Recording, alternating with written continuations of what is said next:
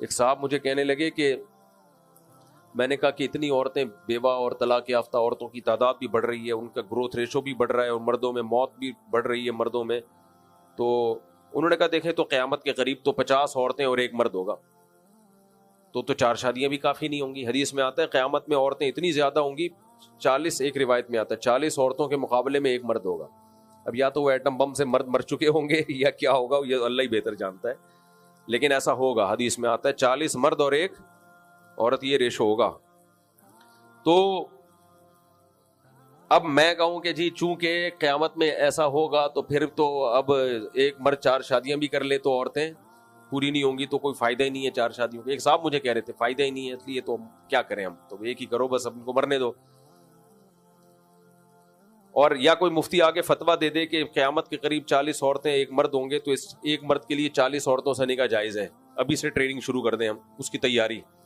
حکیم لوگ دوائیں ایجاد کرنا شروع کر دیں, بھئی ایک مرد اور 40 عورتیں ہوں گی, تو ایک مرد کو 40 عورتوں سے نکاح تو کرنا پڑے گا نا, تبھی تو عورتیں نمٹیں گی.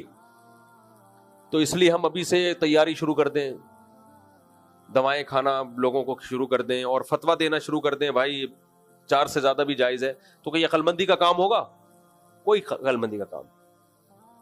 اب اگر کوئی کہے بھائی ابھی جو ہے نا آپ لوگوں کو سمجھائیں, تیار کریں, 4 سے زیادہ شادیاں کریں کیونکہ ایک وقت آنے والا ہے کہ عورتیں اتنی ہوں گی, تو اس کا جواب کیا ہے بھائی, جب وہ وقت آئے گا تو اس وقت دیکھا جائے گا. ابھی ہم نے ابھی کے حساب سے اتنی عورتیں نہیں ہیں, ایک کے مقابلے میں 4 بھی نہیں ہیں, تو ابھی کے حساب سے جو ہے نا ہم اس پہ فتویٰ دیں گے. تو مستقبل میں جو ہوگا وہ ہوگا.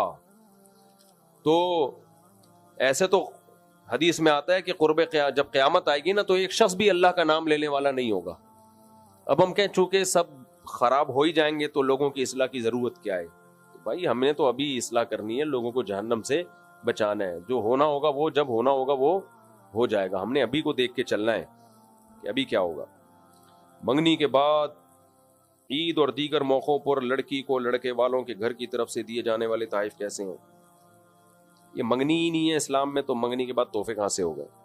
خطبہ کا لفظ ہے عربی میں, اور حدیث میں بھی خطبہ کہتے ہیں نکاح کا پیغام بھیجنا.